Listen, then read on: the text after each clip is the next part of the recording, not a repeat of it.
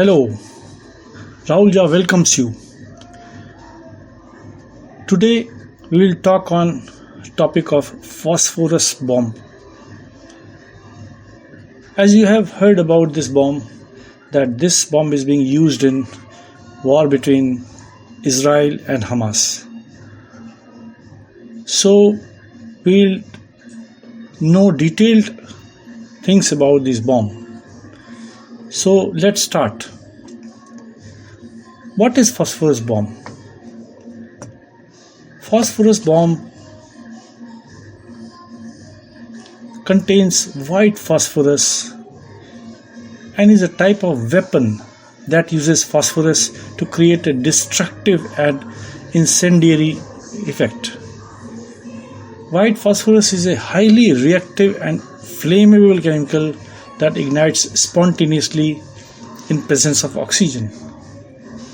It is often used in munitions to generate intense heat and fires upon impact. Phosphorus bombs can be designed for various purposes, including creating smoke screen, illuminating areas at night, or cause widespread fires. When the bomb detonates, the white phosphorus disperses and reacts with oxygen in air, producing a bright light and generating a significant amount of heat. This heat can lead to fires, making phosphorus bomb particularly effective in causing damage to structures and equipments. It is important to note that the use of white phosphorus in certain situations can raise ethical and humanitarian concerns, especially when deployed in populated areas. This substance can cause severe burns, and incendiary nature of these bombs may result in collateral damages and harm to civilians. The use of such weapons is subject to international laws and treaties that aim to regulate and minimize the impact of armed conflicts on civilians. So now, which country possesses this? There are several countries who possess this white phosphorus munitions, as it has been used for various military purposes. It is important to know that possession of use of white phosphorus in weapon are subject to international laws and treaties, and its use in certain ways can be controversial due to potential harm it can cause to civilians. The specific countries possessing white phosphorus munitions may include those with advanced military capabilities, and historically its use has been documented in various conflicts. It's crucial to stay updated on current events and conflict to determine which country may be employing such munitions in specific situations. It's worth mentioning that some international treaties, such as Convention on Certain Conventional Weapons (CCW) and the Protocol 3 on Incendiary Weapons, impose restrictions on the use of incendiary weapons, including those containing white phosphorus, to minimize harm to civilians and protect the environment during armed conflicts. However, enforcement and compliance with such treaties can vary, and controversies may arise in cases where these weapons are used in ways that violate humanitarian principles. So, how can phosphorus bomb kill everyone near explosion? The lethality of a phosphorus bomb is primarily due to intense heat and fire it can generate upon detonation. White phosphorus, a key component in such munition, is highly reactive and ignites spontaneously in the presence of oxygen. When a phosphorus bomb explodes, it disperses burning white phosphorus particles, creating an extremely hot and intense fire. The mechanism by which a phosphorus bomb can cause harm include burns. The high temperature produced by the burning white phosphorus can cause severe burns on exposed skin, These burns can be both thermal, caused by heat, and chemical, resulting from phosphorus reacting with moisture on the skin. Inhalation of toxic fumes. In addition to burns, the combustion of white phosphorus can release toxic fumes. Inhalation of such fumes can lead to respiratory distress and other health complications. Widespread fires. Phosphorus bombs are designed to cause widespread fires, especially in urban or densely populated areas. These fires can lead to destruction of property, infrastructure, and can pose a significant risk to human life. Collateral damage. The indiscriminate nature of phosphorus bomb can result in collateral damage affecting not only military targets but also civilian population in the vicinity of explosion.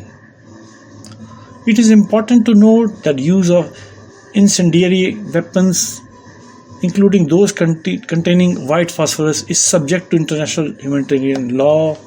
The Protocol 3 on Incendiary Weapons, which is part of Convention on Certain Conventional Weapons (CCW), restricts the use of incendiary weapon in certain circumstances, especially when it comes to protection of civilians. The use of such weapons in a manner that causes excessive harm to civilians or fails to distinguish between civilians and combatants may be considered a violation of international laws. So how can world put complete restriction on phosphorus bomb? Restricting or banning the use of phosphorus bomb or any specific type of weapons involves international cooperation and development and adherence to treaties and conventions. Here are some steps that could be taken to achieve a global restrictions on phosphorus bombs. International agreement on and treaties. Strengthen existing agreements. Countries could work to strengthen existing international agreements that regulate the use of certain weapons.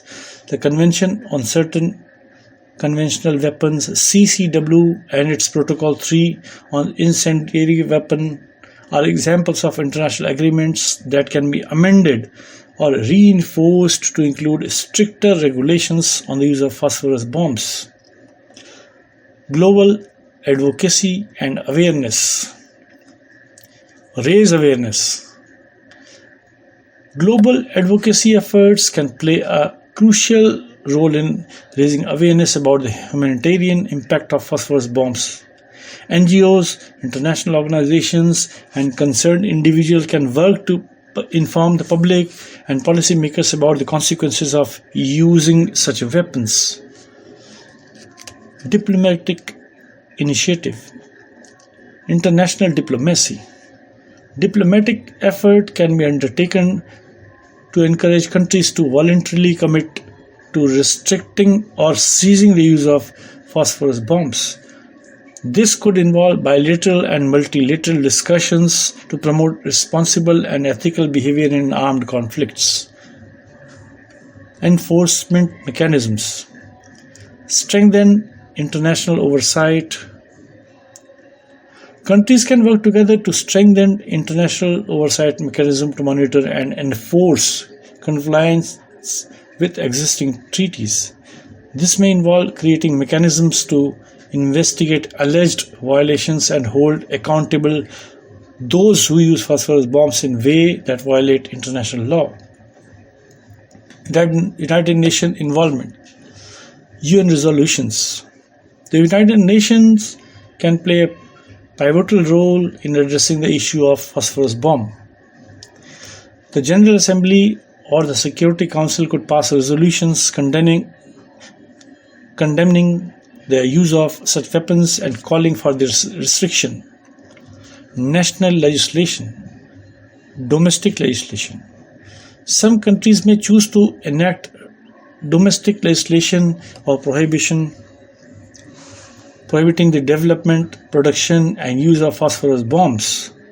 This can set an example for others to follow and can contribute to global norm against the use of such weapons. Public pressure. Public mobilization. Public opinion and pressure can influence government to take actions. Grassroots movements, social media campaign, and public demonstrations can contribute to groundwell of support for restrictions on phosphorus bombs. It is important to recognize that achieving a complete global restriction on any specific type of weapon is a complex and challenging task. However, a combination of legal frameworks, diplomatic effort, and public advocacy can contribute to reducing the use of weapons with severe humanitarian consequences. So, there can be great effort or many efforts to reduce production of these and use of this phosphorus bomb. But all countries must respect others and adhere to what United Nations tells them. If discipline is maintained, then we can see that this type of bomb will not be produced and not used. But then every country has to come together and follow some discipline. So that was all. If you like this channel, please like and subscribe this channel. Thank you.